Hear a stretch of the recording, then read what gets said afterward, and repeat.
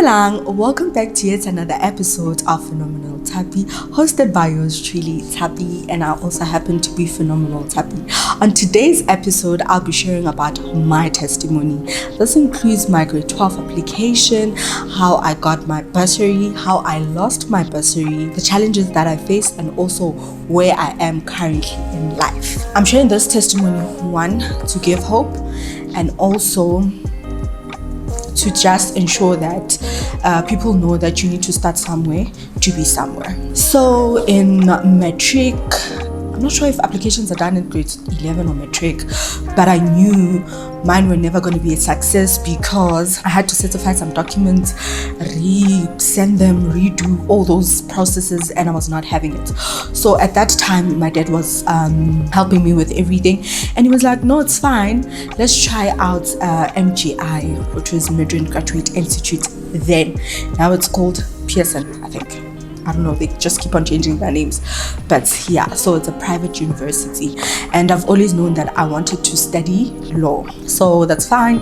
We went there, did our registrations, and everything was okay. It was perfect, it was fine. The only thing, because it's a private university, meaning it was very, very expensive. That's standards that's given, and because I did not have enough funds to be staying at Rays, I was fine with traveling to and fro to school and to home. So we decided to go to a smaller branch, which was in Randburg. Fast forward to when the results were coming out, I got my matric results. They were perfect. I got myself a bursary. That's a plus. I was so excited. I was so happy. And mind you, for the longest of time, I've struggled with identifying myself, because I identify myself attaching things, which at this point my grades were everything. So if I failed, I don't know, it was not happening, it was not giving.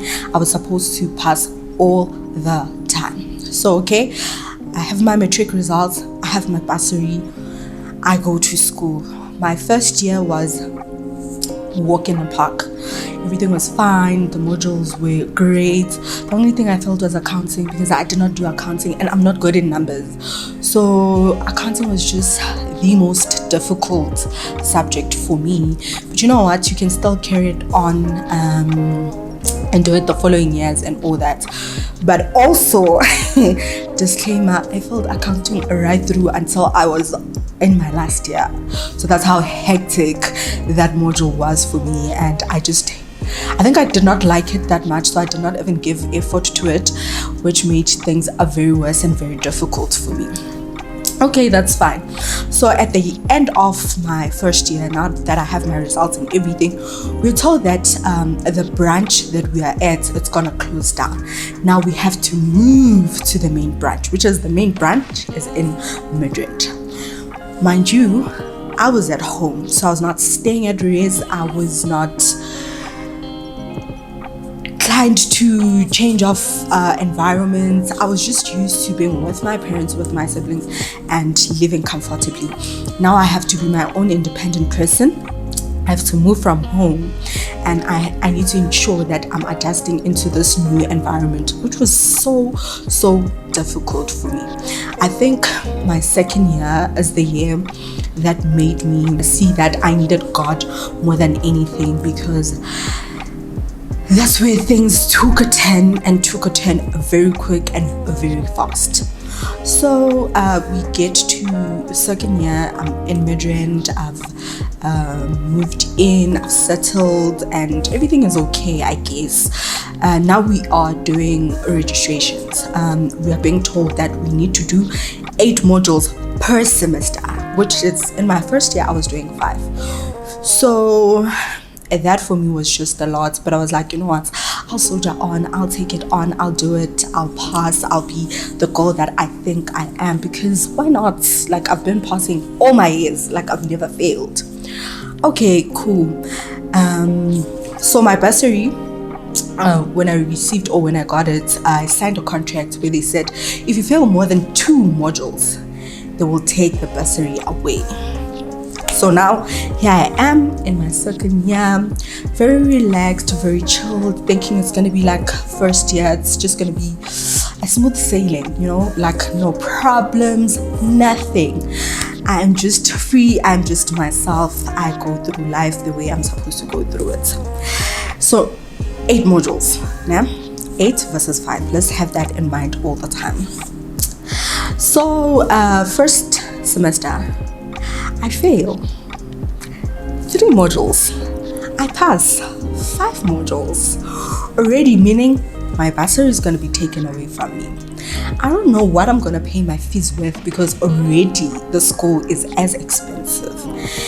And at this point in time, I think that's where everything turned for me. That's where my life changed. That's where, like, it impacted me so much that I started hating school. I did not want to go to classes. I did not care for writing exams or tests. I was just a mess of notes. And now that I know, then I did not know, I think I was depressed, because I'd go out, smile because I need to smile, and then when I come back to my room, it's me in my bed, I'm sleeping, I'm crying, and there's no help, because I also can't explain what I'm going through. And then I told my dad what was happening eventually, because I was now sinking in deep. And then my dad was like, no, it's fine, that you'd much rather come back home and then ubuye soyistumbu, because a lot of students commit suicide because they're not doing great and they're not doing well, and the pressure is just on all the time. So I was like, okay, maybe I should deregister and not do the second year and just be home.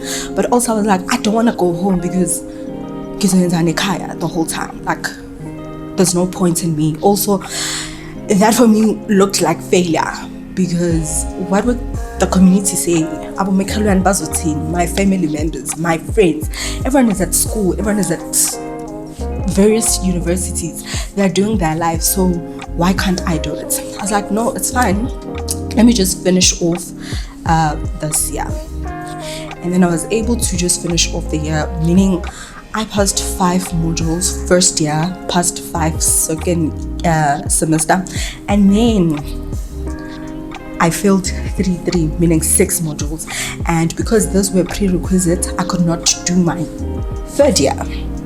Now I have to repeat those modules before I go to my third year. Guys, that was just a struggle and a half. My parents struggled to register me the following year. My pocket money literally decreased. I was getting 1.5, and this 1.5, I had to do groceries, I had to do my hair, I had to do my nails, and it needed to also be a pocket money of some sort after buying groceries. It was such a culture shock for me, because I'm used to having everything and not being limited or not being able to just do things when I want to do them. But in any case, because I wanted this paper, I wanted this degree, I soldiered on.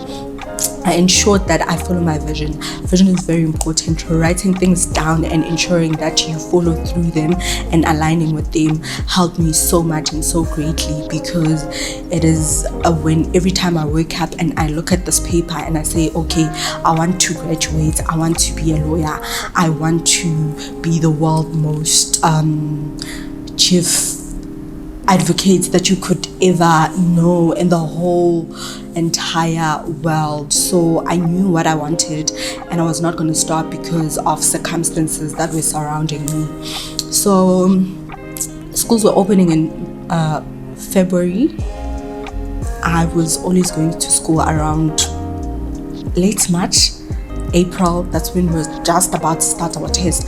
But I'd always make it a point that I cover, I pass, and I just make myself proud, because at the end of the day, what I wanted was this thing. And fast forward, I graduated finally, got my BCom law, and I was so happy and so ecstatic, because this for me meant a new life, a life where I can be able to sort myself out, not only myself but also help my family, because they've put all their coins on me, and I needed to ensure that at least I get this paper and make sure I make it into the Well, after getting my degree, COVID happened, and that was another thing that impacted me or affected me, because now I'm just like, okay, here we are, it's yet another year. What am I gonna do? How am I gonna do things? Because I need to go work so that my parents can recover their money.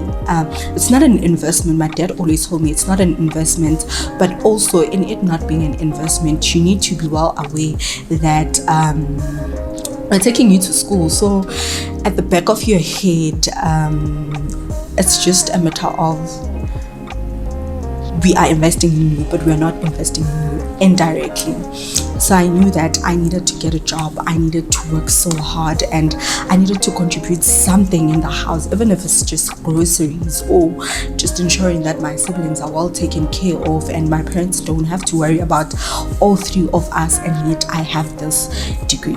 So during COVID times, I ensured that I at least start my blog, jotted down ideas, ensured that everything is running. And yeah, thank God that I had a supportive partner, because he was the one who was like, you know what, this is not the end of the world. Things are gonna happen, and Godspeed is what you are going to experience. And can I tell you, he was not lying, because immediately when COVID was done, I was employed.